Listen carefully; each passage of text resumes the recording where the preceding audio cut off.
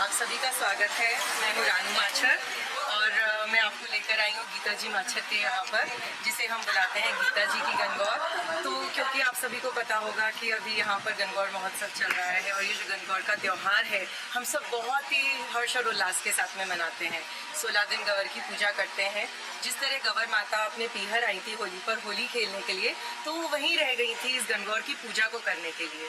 तब शिवजी उन्हें लिवाने आए। जब लेने आए तब किस तरीके से हर्ष और उल्लास के साथ उन्हें वापस लेकर गए, यही है सब गणगौरी तीज के पीछे का राज। आइए देखते हैं।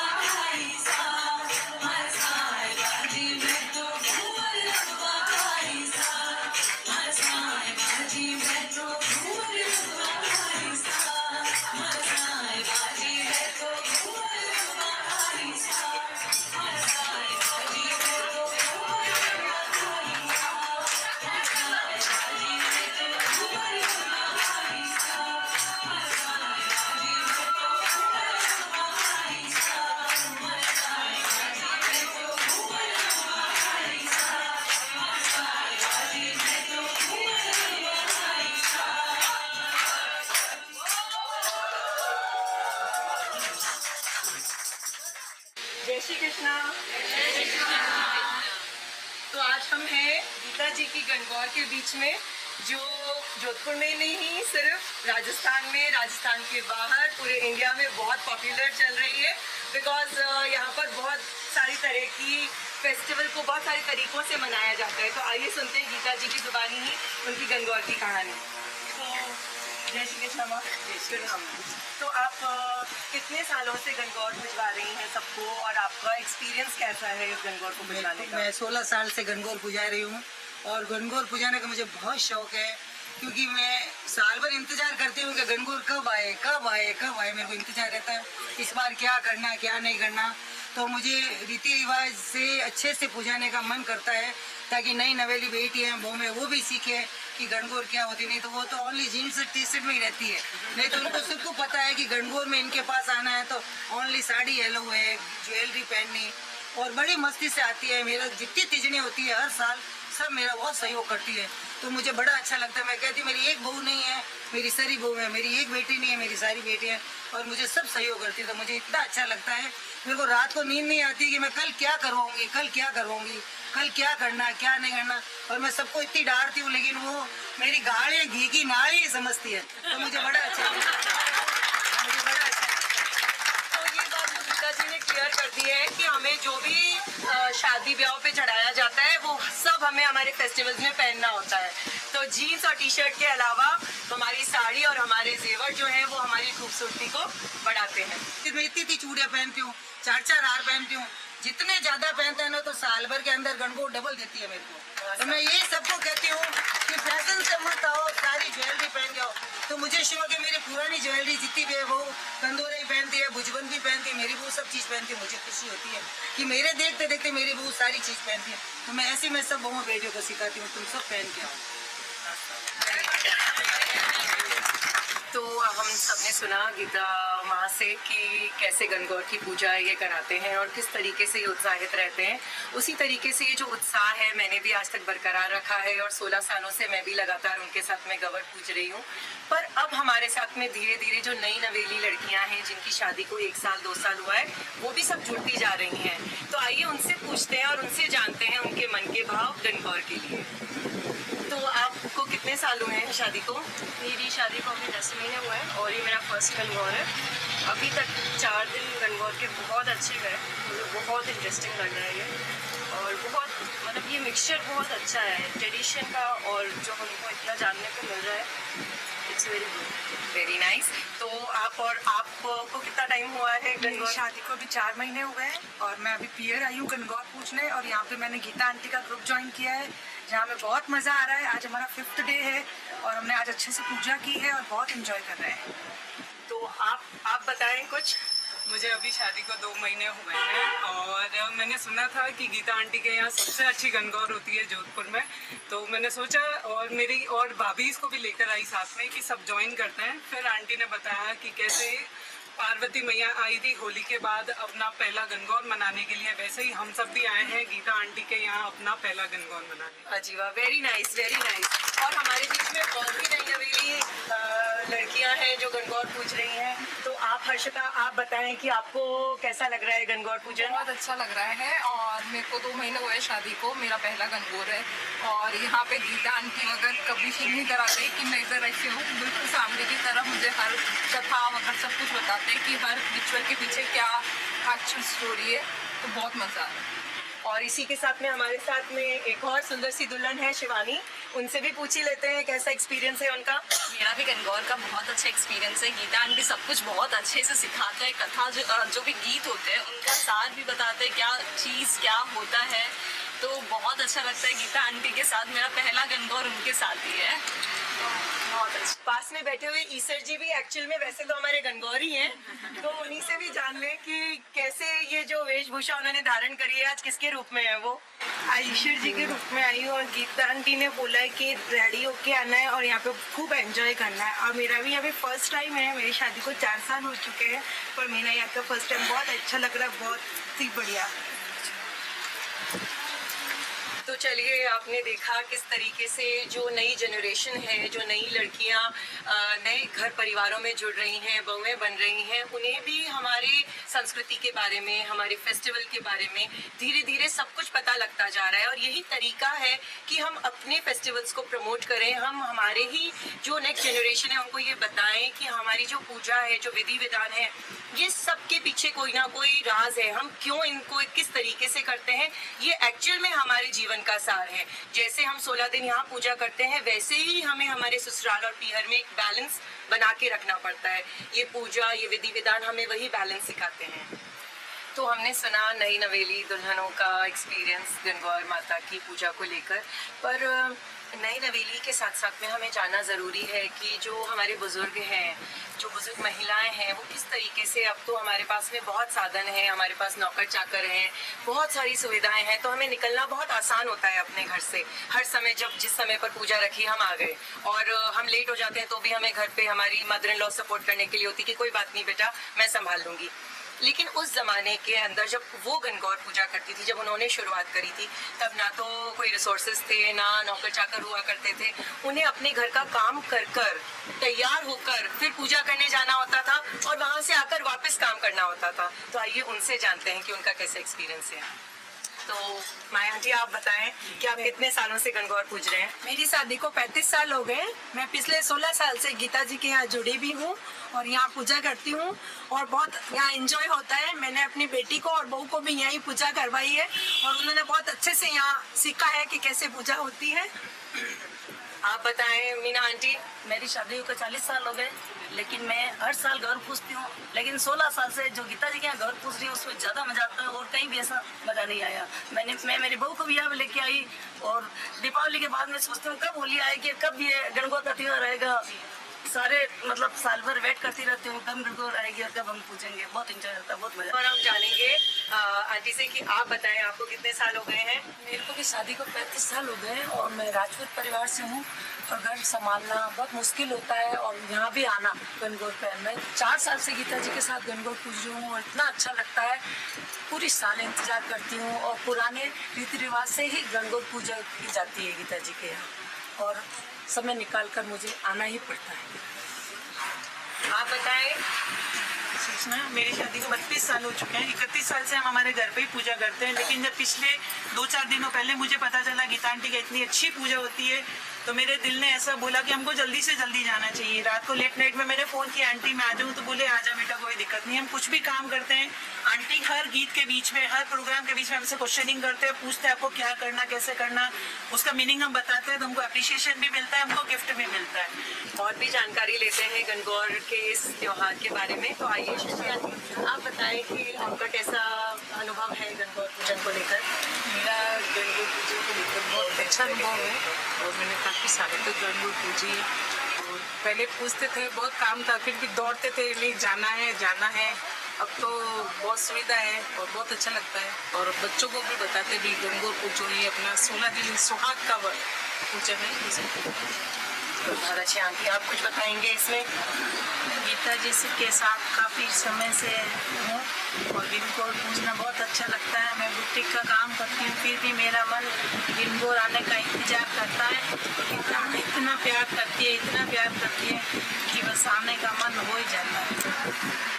ये हमारे बीच में है जो बहुत ही एक्सपीरियंस्ड हैं और इनको गीत गाने का, नाचने का, तैयार होने का बहुत शौक है। और आप आज भी देख रहे हैं कितनी खूबसूरत गणगौर माता की तरह तैयार होकर आई हैं। तो आइए इनसे जानते हैं कि गणगौर माता को लेकर इनके कैसे भाव है। मेरे ऐसे भाव है, जब से मैं कंवारी थी, जब से मेरे शिव पार्वती का इष्ट था और जब से मैं गणगौर माता की बहुत ज़्यादा आराधना करती हूँ और ये सुहाग की देवी है। गणगौर माता के पूजने से सुहागमन होता है और सब तरह का कष्ट हर लेता है। और मैं गीता जी से जुड़ी हूँ, मेरे को 10 साल हो गए गीता जी के यहाँ। इतना अच्छा उनका स्वभाव लगता है और वो इतना मुझे मान सम्मान देते हैं कि अपने जैसे मेरे को छोटी बहन या बड़ी बहन जैसे भी वो समझते हैं। उनका बहुत बहुत धन्यवाद कि मैं उनके साथ जुड़ी हूँ। जबकि मेरे को जोधपुर में आए मेरे को कम से कम 45 साल हो गए, लेकिन अब इनके साथ जुड़ने का मुझे सौभाग्य मिला। गणगौर का समय, ये त्योहार का समय हर समय बहुत ही खूबसूरत लगता है। उस समय पर हमारा मन ऐसा चाहता है कि हम गाते रहें, बजाते रहें, नाचते रहें और खूब खुशियाँ मनाते रहें। तो इन्हीं खुशियों के बीच में हमारे साथ में है सोनू जी, जो बहुत प्यारी प्यारी गवरें गाती हैं। तो क्यों ना इनसे सुने कि गवर की गीत ये किस तरीके से बनाती हैं और कैसे सुनाती हैं। अगर गणगौर की बात करूँ तो हर फेस्टिवल अपने आप में बहुत खूबसूरत होता है, लेकिन गणगौर की बात करूँ तो हम सारी सखियों का मतलब एक साथ सखियाँ मिले।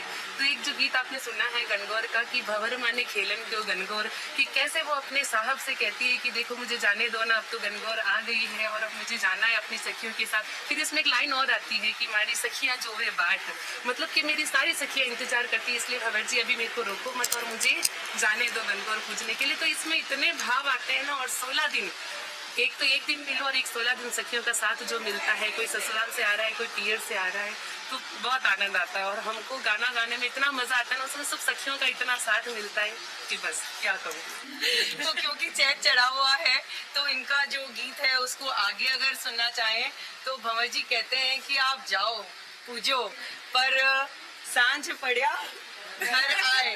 तो पिव जी को भी अपनी जो नार है वो शाम को अपने घर में अपने लोगों के बीच, अपने परिवार के बीच चाहिए। तो सारा दिन मस्ती और शाम पड़ते ही अपने खुद के घरों में वापस। लेकिन इन सब के बीच में जो सबसे ज्यादा हर कोई एंजॉय करता है वो है डांस करना, मस्ती करना, नाचना। और भगवान के सामने नाचने से ज्यादा खूबसूरत कुछ नहीं हो सकता। तो आइए, और उसमें भी हम अगर हमारे साथ में कंचन दीदी हो तो ये तो सोने पे सुहागा हो गया, क्योंकि ये बहुत अच्छे से बता सकती हैं कि किस तरीके से हम इस डांस को हम करते हैं और हम मस्ती करते हैं इसमें।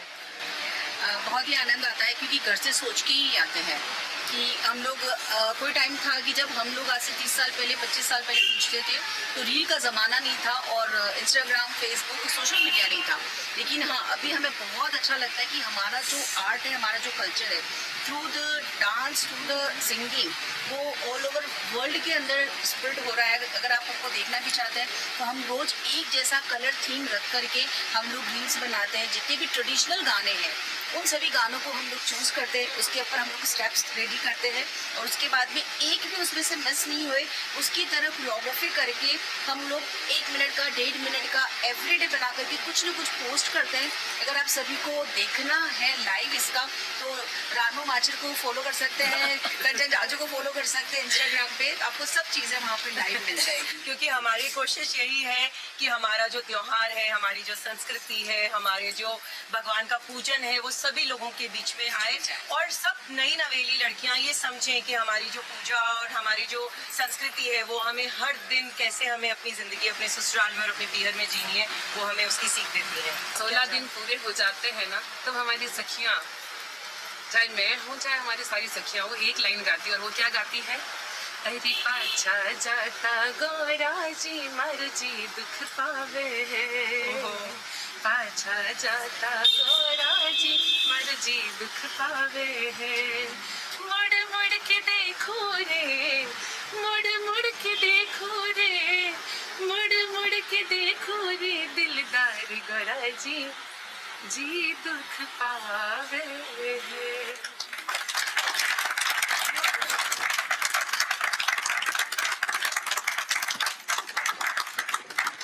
तो आप सभी ने देखा कि गीता माँ के यहाँ ये जो गीता की गणगौर है ये इतनी प्रसिद्ध क्यों है और किस तरीके से नई नवेली लड़कियों को, पुरानी औरतों को, सबको जोड़कर रखा गया है ताकि हमारी संस्कृति कहीं खो नहीं जाए, ताकि हमारे ईसर दवर की कहानियाँ लड़कियाँ सुनती रहें और उनसे सीख लेती रहें, ये देखती रहें कि हमें किस तरीके से अपने परिवार को, अपने ससुराल को, अपने पीहर को एक बैलेंस के साथ में हमें निभाना पड़ता है।